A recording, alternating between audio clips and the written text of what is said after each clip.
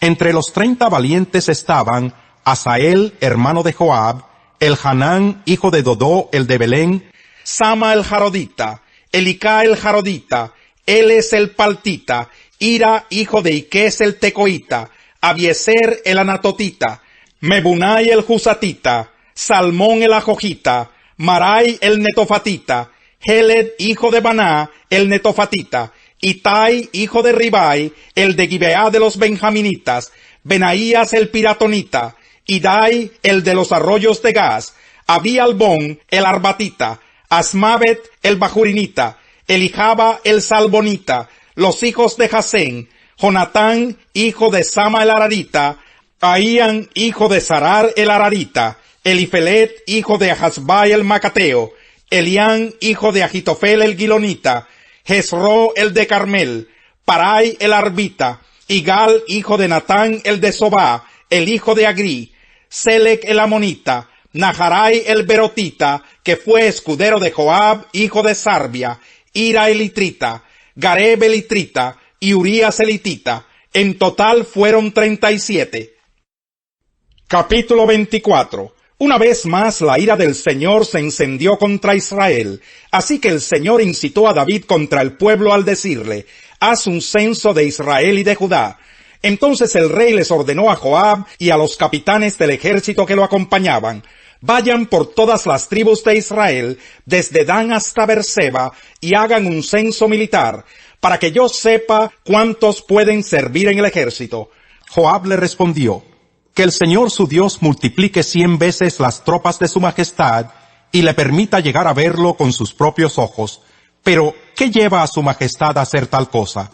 Sin embargo, la orden del rey prevaleció sobre la opinión de Joab y de los capitanes del ejército, de modo que salieron de su audiencia con el rey para llevar a cabo el censo militar de Israel.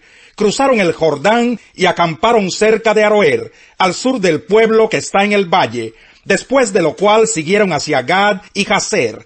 Fueron por Galad y por el territorio de Tahtín Jotzi hasta llegar a Dan Jaán y a los alrededores de Sidón. Siguieron hacia la fortaleza de Tiro y recorrieron todas las ciudades de los heveos y los cananeos.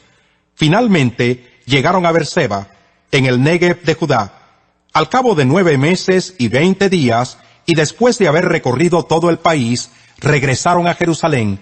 Joab le entregó al rey los resultados del censo militar.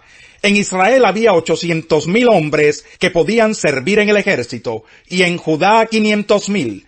Entonces le remordió a David la conciencia por haber realizado este censo militar, y le dijo al Señor: he cometido un pecado muy grande, he actuado como un necio. Yo te ruego, Señor, que perdones la maldad de tu siervo. Por la mañana, antes de que David se levantara, la palabra del Señor vino al profeta Gad, vidente de David, y le dio este mensaje: ve a decirle a David: así dice el Señor, te doy a escoger entre estos 3 castigos, dime cuál de ellos quieres que te imponga. Entonces Gad fue a ver a David y le preguntó: ¿qué prefieres? ¿Que vengan 3 años de hambre en el país, o que tus enemigos te persigan durante 3 meses y tengas que huir de ellos, o que el país sufra 3 días de peste?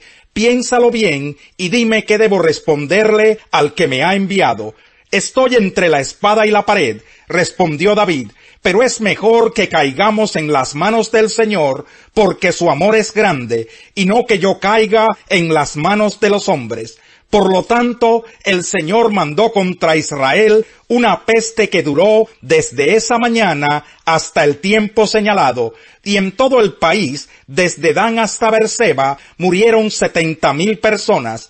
Entonces el ángel del Señor, que estaba junto a la parcela de Arauna el Jebuseo, extendió su mano hacia Jerusalén para destruirla, pero el Señor se arrepintió del castigo que había enviado. Basta, le dijo al ángel que estaba hiriendo al pueblo, detén tu mano. David, al ver que el ángel destruía a la gente, oró al Señor: ¿qué culpa tienen estas ovejas? Soy yo el que ha pecado, soy yo el que ha hecho mal. Descarga tu mano sobre mí y sobre mi familia. Ese mismo día Gad volvió a donde estaba David y le dijo: sube y construye un altar al Señor en la parcela de Arauna el Jebuseo. David se puso en camino tal como el Señor se lo había ordenado por medio de Gad. Arauna se asomó y, al ver que el rey y sus oficiales se acercaban, salió y rostro en tierra se postró delante de él. Su Majestad, dijo Arauna, ¿a qué debo el honor de su visita? Quiero comprarte la parcela, respondió David, y construir un altar al Señor para que se detenga la plaga que está afligiendo al pueblo. Tome su Majestad y presente como ofrenda lo que mejor le parezca. Aquí hay bueyes para el holocausto, y hay también trillos y yuntas que usted puede usar como leña. Todo esto se lo doy a usted. Que el Señor su Dios vea a su Majestad con agrado. Pero el rey le respondió a Arauna, eso no puede ser. No voy a ofrecer al Señor mi Dios holocaustos que nada me cuesten. Te lo compraré todo por su precio justo.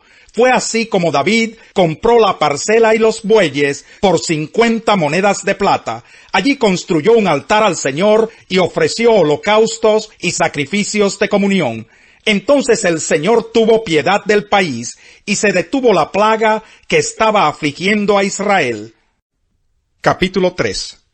Un día subían Pedro y Juan al templo a las 3 de la tarde, que es la hora de la oración. Junto a la puerta llamada Hermosa había un hombre lisiado de nacimiento, al que todos los días dejaban allí para que pidiera limosna a los que entraban en el templo. Cuando éste vio que Pedro y Juan estaban por entrar, les pidió limosna. Pedro con Juan, mirándolo fijamente, le dijo, «Míranos». El hombre fijó en ellos la mirada, esperando recibir algo. «No tengo plata ni oro», declaró Pedro, «pero lo que tengo te doy. En el nombre de Jesucristo de Nazaret, levántate y anda». Y tomándolo por la mano derecha, lo levantó. Al instante, los pies y los tobillos del hombre cobraron fuerza. De un salto se puso en pie y comenzó a caminar. Luego entró con ellos en el templo con sus propios pies, saltando y alabando a Dios. Cuando todo el pueblo lo vio caminar y alabar a Dios, lo reconocieron como el mismo hombre que acostumbraba pedir limosna sentado junto a la puerta llamada Hermosa, y se llenaron de admiración y asombro por lo que le había ocurrido. Mientras el hombre seguía aferrado a Pedro y a Juan, toda la gente que no salía de su asombro corrió hacia ellos, al lugar conocido como Pórtico de Salomón. Al ver esto, Pedro les dijo, «Pueblo de Israel, ¿por qué les sorprende lo que ha pasado? ¿Por qué nos miran como si por nuestro propio poder o virtud hubiéramos hecho caminar a este hombre? El Dios de Abraham, de Isaac y de Jacob, el Dios de nuestros antepasados, ha glorificado a su siervo Jesús. Ustedes lo entregaron y lo rechazaron ante Pilato, aunque éste había decidido soltarlo. Rechazaron al santo y justo, y pidieron que se indultara a un asesino. Mataron al autor de la vida, pero Dios lo levantó de entre los muertos, y de eso nosotros somos testigos. Por la fe en el nombre de Jesús, Él ha restablecido a este hombre, a quien ustedes ven y conocen. Esta fe que viene por medio de Jesús, lo ha sanado por completo, como les consta a ustedes. Ahora bien, hermanos, yo sé que ustedes y sus dirigentes actuaron así por ignorancia, pero de este modo Dios cumplió lo que de antemano había anunciado por medio de todos los profetas, que su Mesías tenía que padecer. Por tanto, para que sean borrados sus pecados, arrepiéntanse y vuélvanse a Dios, a fin de que vengan tiempos de descanso de parte del Señor, enviándoles el Mesías que ya había sido preparado para ustedes, el cual es Jesús. Es necesario que Él permanezca en el cielo hasta que llegue el tiempo de la restauración de todas las cosas, como Dios lo ha anunciado desde hace siglos por medio de sus santos profetas. Moisés dijo, «El Señor su Dios hará surgir para ustedes de entre sus propios hermanos a un profeta como yo. Presten atención a todo lo que les diga, porque quien no le haga caso será eliminado del pueblo». En efecto, a partir de Samuel, todos los profetas han anunciado estos días. Ustedes, pues, son herederos de los profetas y del pacto que Dios estableció con nuestros antepasados al decirle a Abraham, «Todos los pueblos del mundo serán bendecidos por medio de tu descendencia».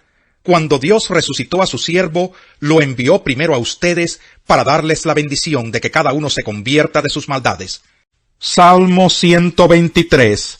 Hacia ti dirijo la mirada, hacia ti cuyo trono está en el cielo, como dirigen los esclavos la mirada hacia la mano de su amo, como dirige la esclava la mirada hacia la mano de su ama, Así dirigimos la mirada al Señor nuestro Dios, hasta que nos muestre compasión.